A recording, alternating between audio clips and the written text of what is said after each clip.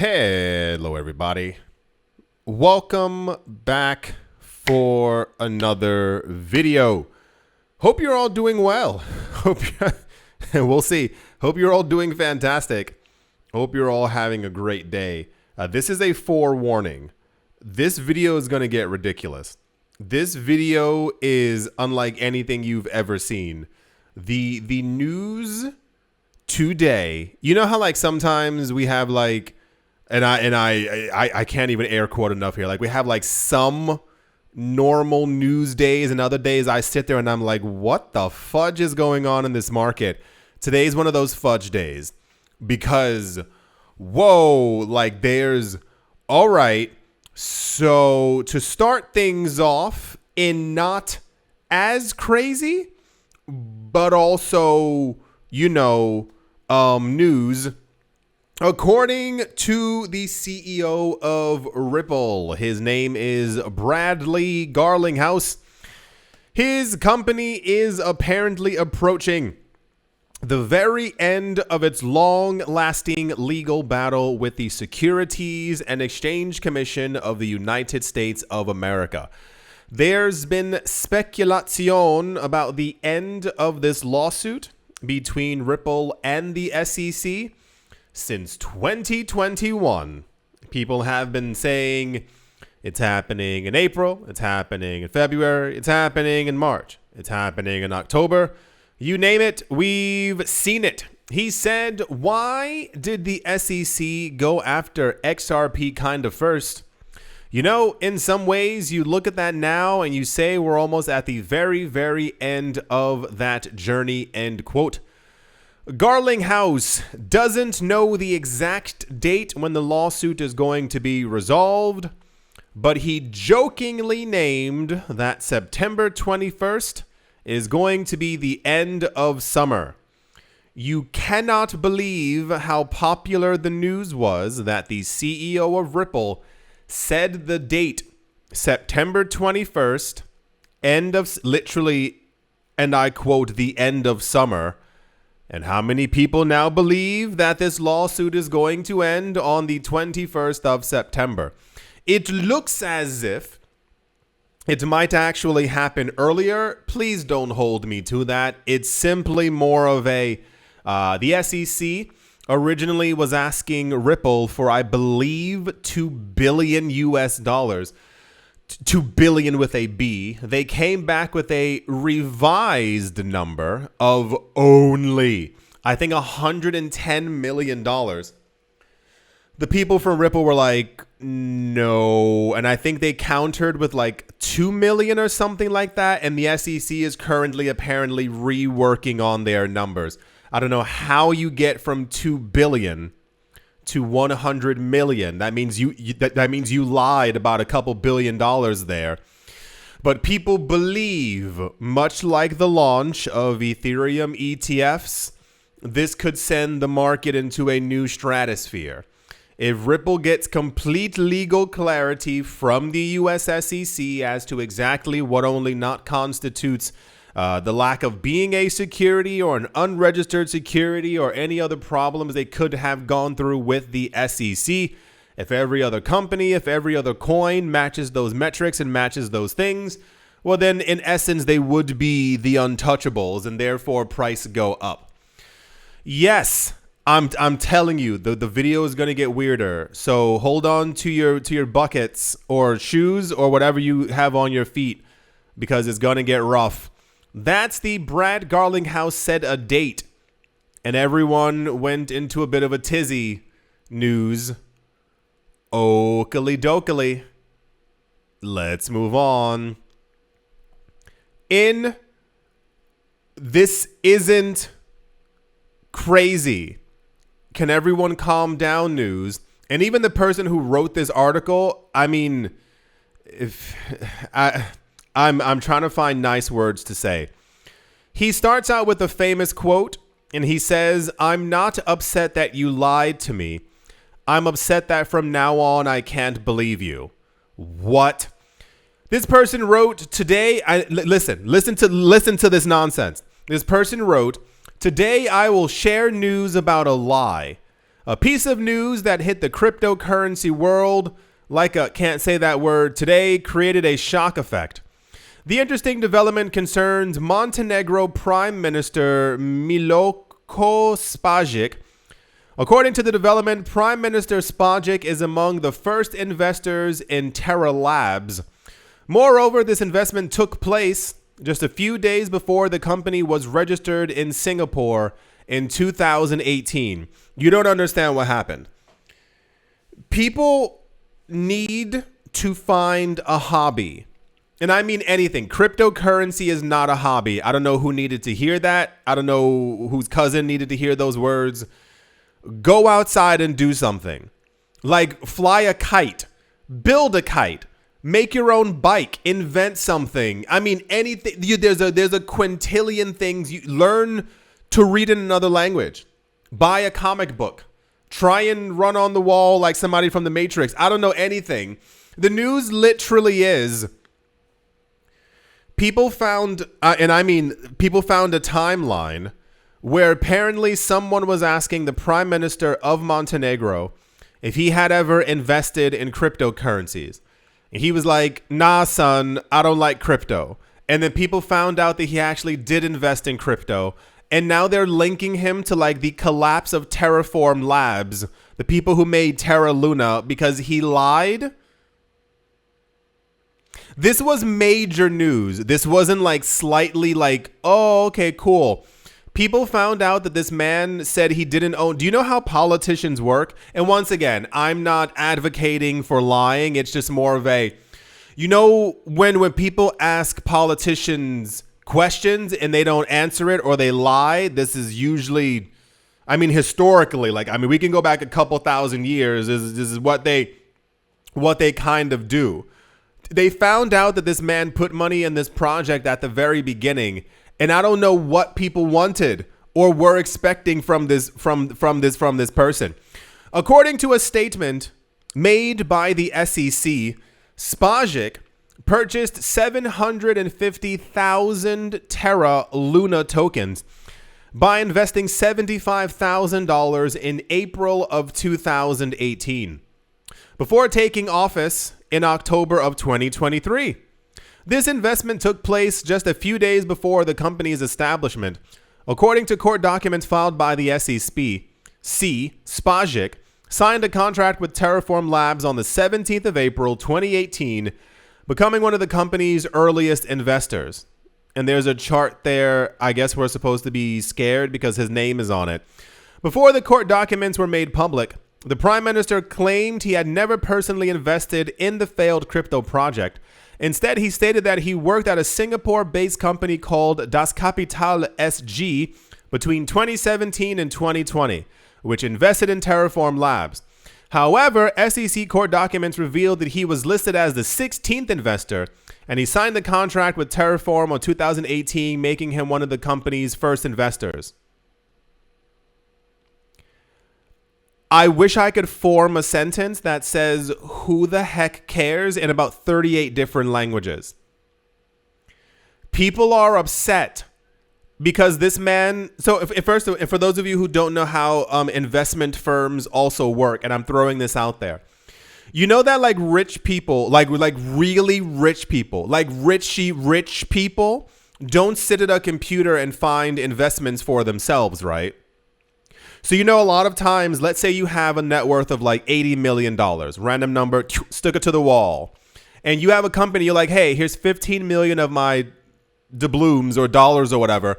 And you're like, hey, invest it in some sort of way. Make sure all the investments are in my name for taxation purposes. They'll go, cool, gotcha, bro. And then at some point, they'll find out that cryptocurrency is kind of big. And they see in 2018, April, as all the prices are dropping, they go, we can allocate around $75,000 into each of these coins. And then they put 75, because like you can also, for those of you who don't know what power of attorney is, you can literally give someone the right to be able to sign financial and or any other documents for you in your place. So, money firm, POA, you can literally have a lawyer or someone who's holding your money buy a bunch of different investments in different companies and sign in your honor. once again, not protecting lying, but I think a lot of people sometimes don't understand how wealth actually works.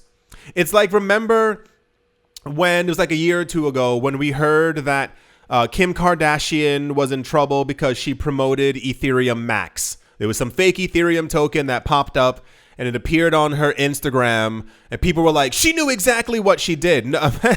So you know that she has like a team of people with her and she's not actually like no celebrity. No one worth over $100 million actually does their Instagram or their social media. Like they're doing stuff that they want to do because they have all the monies in the world. So while you might see their, like, you know, the phone is glued to their hands, they're not actually on social media writing you back. Like you pay someone around $5,000 to $10,000 per month to do that job. It's a real job. I had a friend who before she worked for several different companies and she was like obliged as her job to like go to these places and take photos of these people and of these institutions and like of these restaurants, like really fancy restaurants. And she had to like take like tons and tons of photos so that she had social media updates over the course of the next 2 months from these things. So what happens is that someone who's your social media manager at some point gets contacted by someone through your direct messages. And they message someone else who is usually your publicist or one of your lawyers. And they say, hey, we got a new company who's contacting us. And they say that they have this new thing. How much are they offering? They're offering $135,000 for one post. It's a little low, but we'll still say, okay, you know, it's been a slow month. They'll take that. And they'll literally have, you know, they'll write up something and hand it back to the social media person. And then they'll have like a pre-post setup like you can on social media. You can like schedule your posts. And then at some point it ends up getting done. So Kim Kardashian at no point has any idea that any of this is happening except she looks at her bank account and the number has gone up. Like that's typically how it always works. But people, who was the other one? I think it was Shaquille O'Neal and all these other people. And I'm like, you know, they're not actually dealing with their social media or anything like that. So when this thing popped up, I was like, people really don't get how the world works.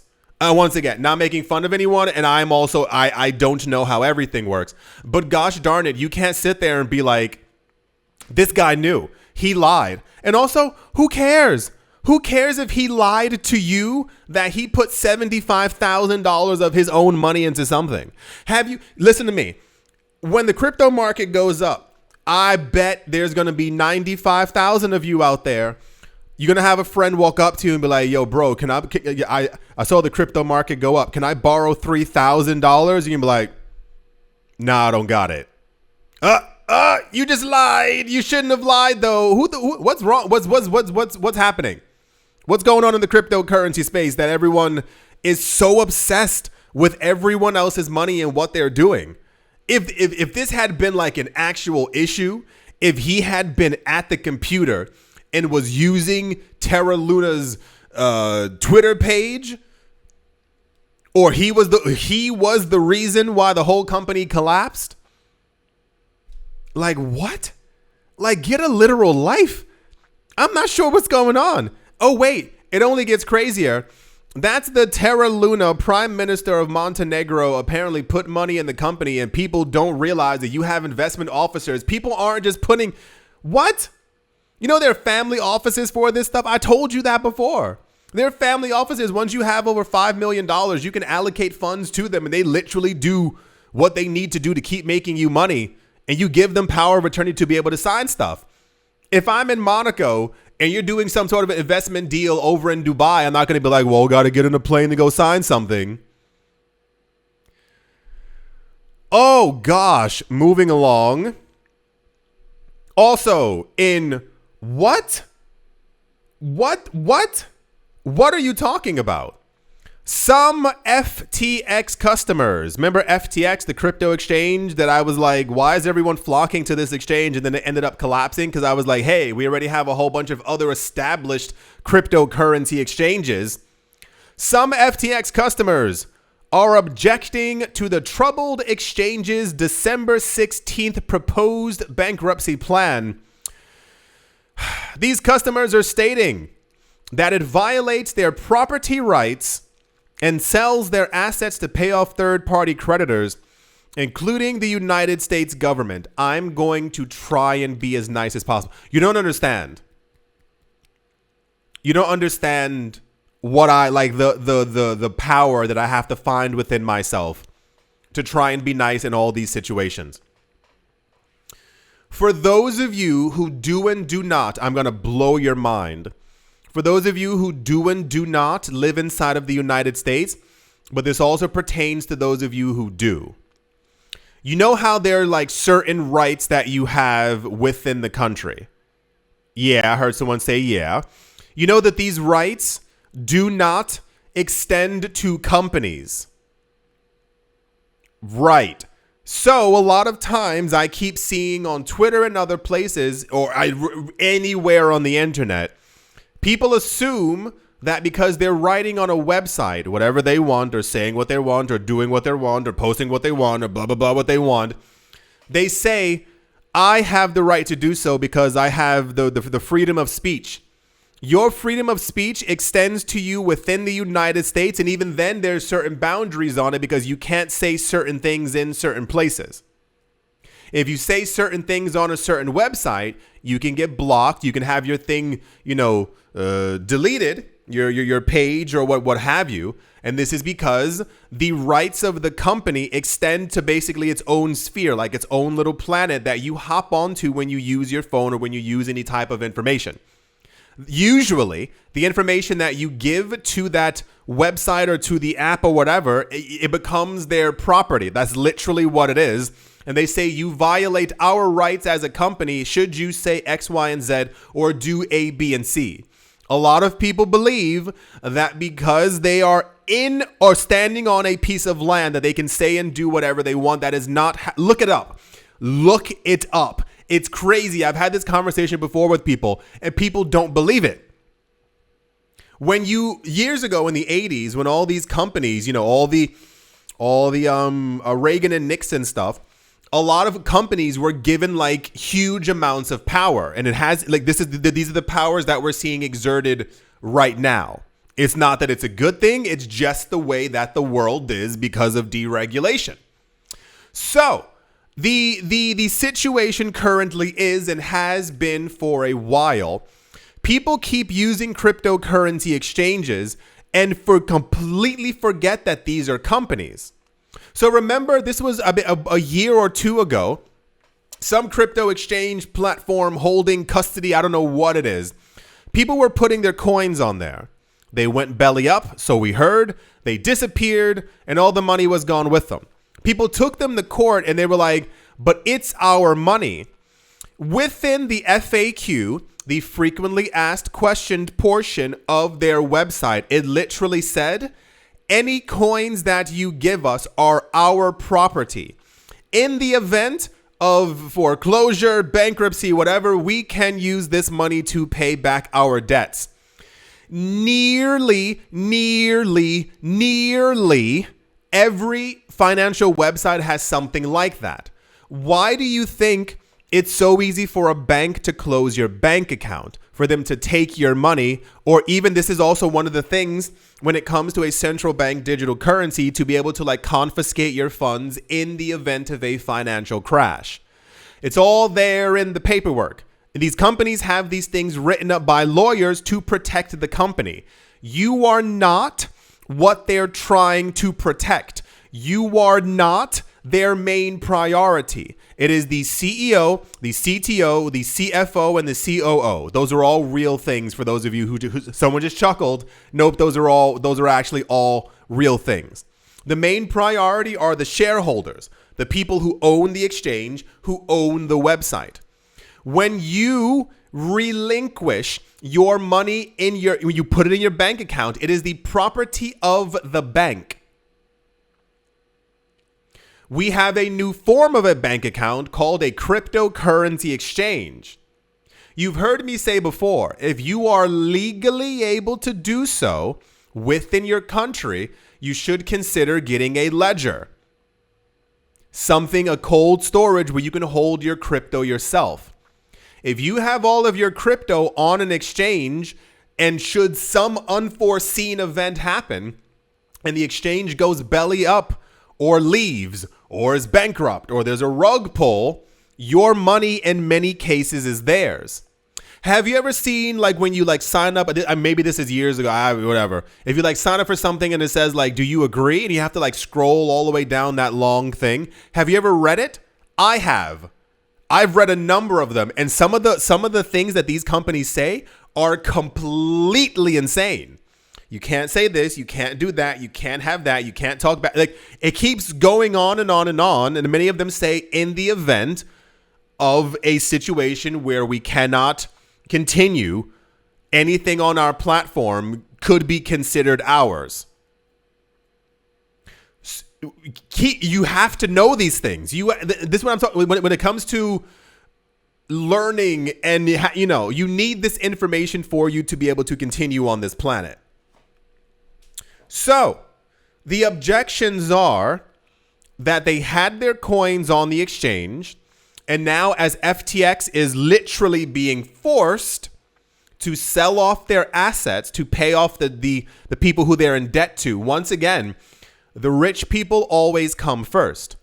So while there are people who had $400, $8,000, $16,000 on FTX, you know who gets paid first?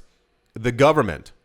Uncle Sam, unnamed, blurry, shadowy investor who put $3 billion into it.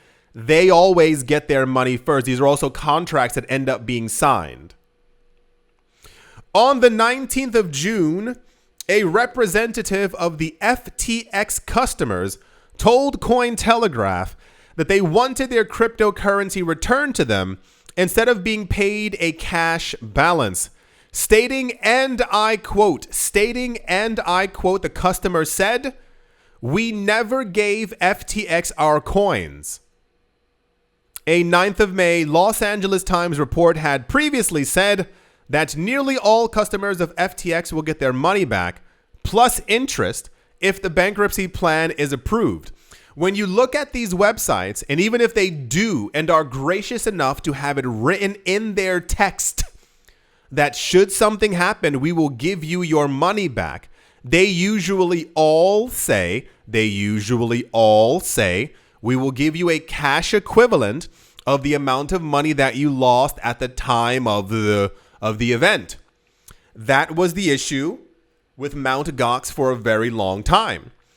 People put their Bitcoin onto an exchange called Magic the Gathering Online Exchange, and years later, that Bitcoin was worth $1.4, $3.7 million. The problem is, initially, it was 112 Bitcoin that they got for $210.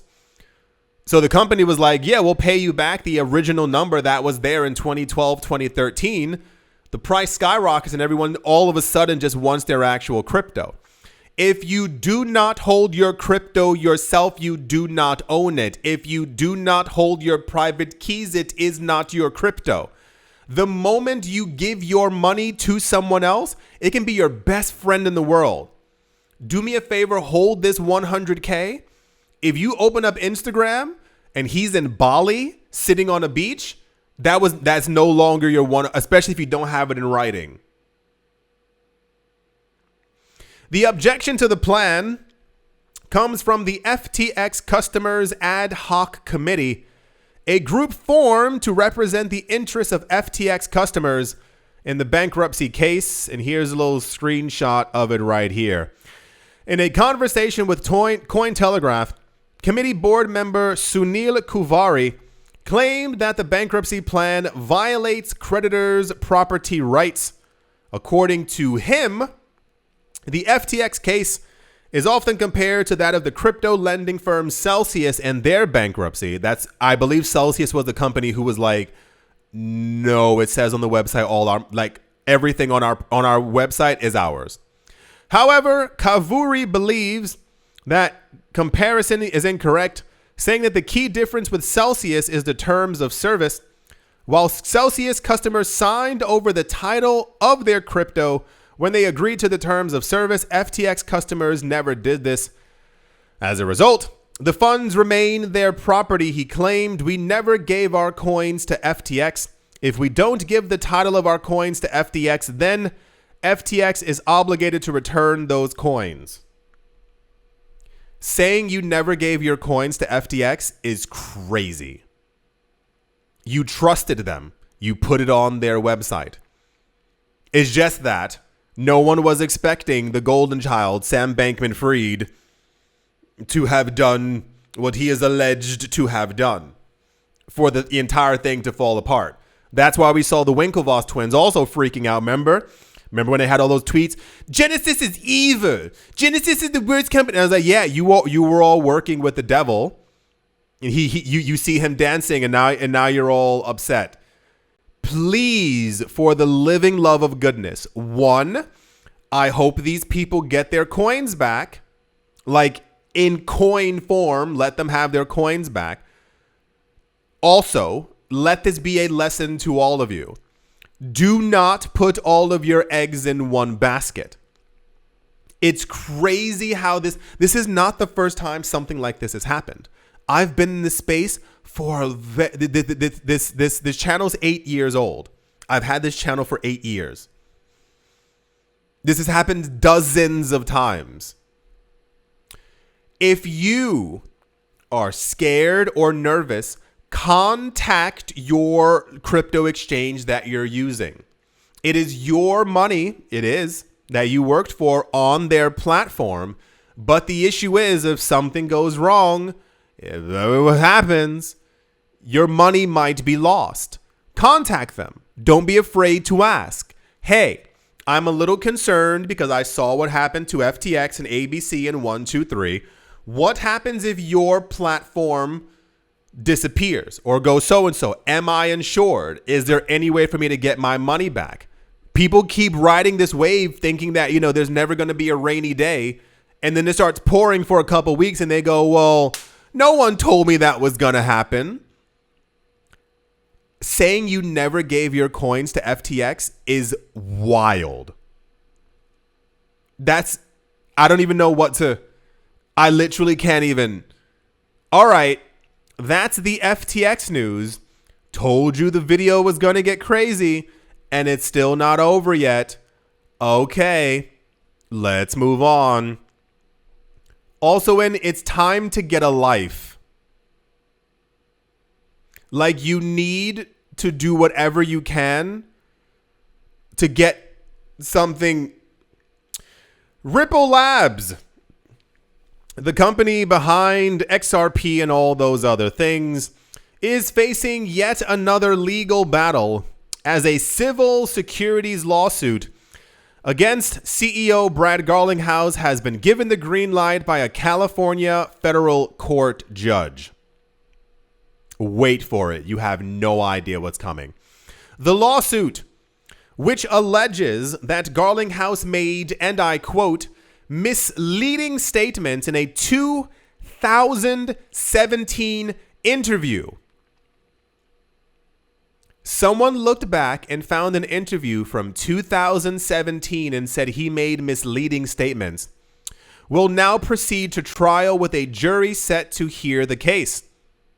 The lawsuit centers around an interview Garlinghouse gave to Canada's BNN Bloomberg in 2017, where he stated that he was, and I quote, very, very long on XRP.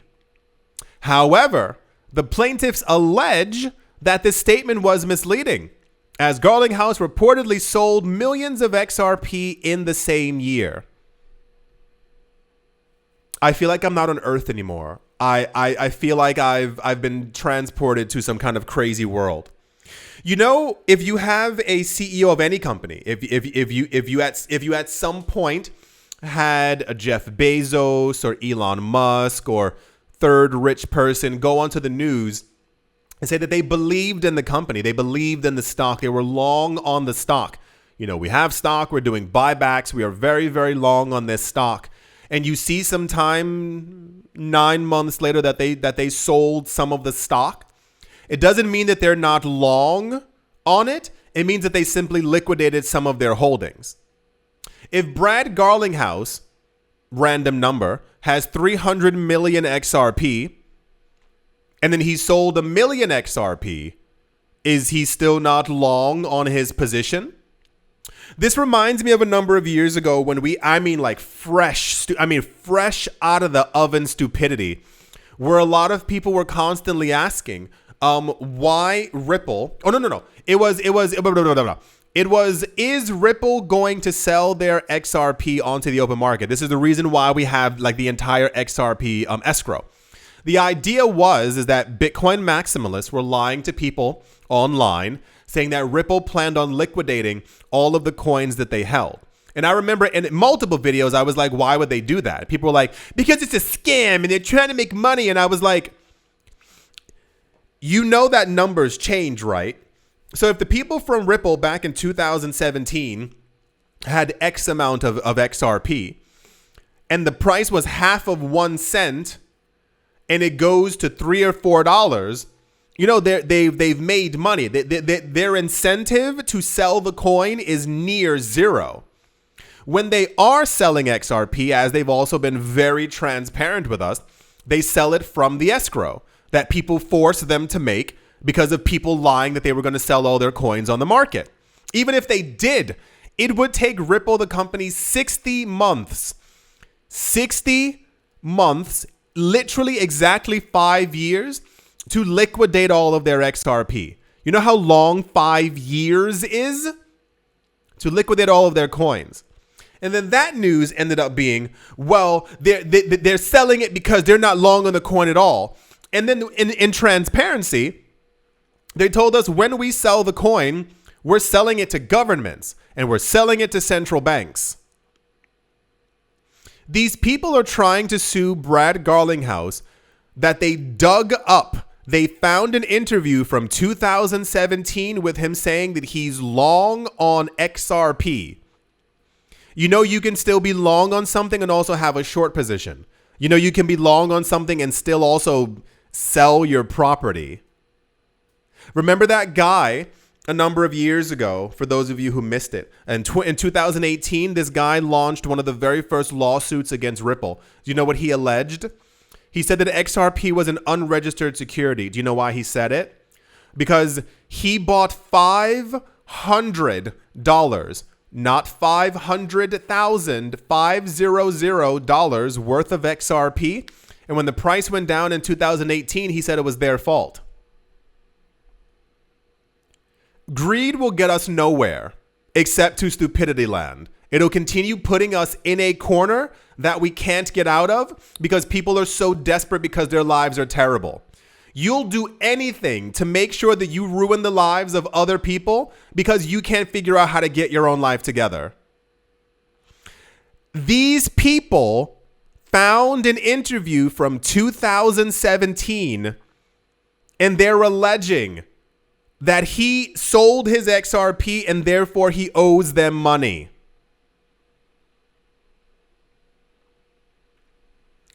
I had hope years ago that we'd be in a totally different headspace, a totally different market. But I think this will probably continue forever. And this is why I think a lot of rich people have kind of like disappeared from the space. They don't want to deal with this nonsense anymore. This is why we keep seeing a lot of the people who have created these coins and these projects. They've also moved away from the limelight, from the spotlight. Because I can't imagine how exhausted the people from Ripple and Brad Garlinghouse have to be. This was major news, by the way. This was major news. Ripple has new court cases against him. Is Brad Garlinghouse guilty? When these people lose these these court cases and these lawsuits, are they required to pay Ripple back? That was a real question. That's an actual real question. So yeah, told you, bit of a weird news day, and I feel like something else is going on that we also don't know about because it's just a lot of nonsense. Nonsense is the word that's happening within this market right now. It's really a shame, and I mean, to be completely fair, this also happens quite oftenly in the United States anywhere, where people just kind of have lawsuits against other. You know, that's not how the rest of the world works, right? I don't know who knew that or didn't know that. People don't just file lawsuits for nonsensical things in other countries because the judge will look at you like you're completely insane. And in many other countries, if you lose, like, you're literally liable to pay the company back.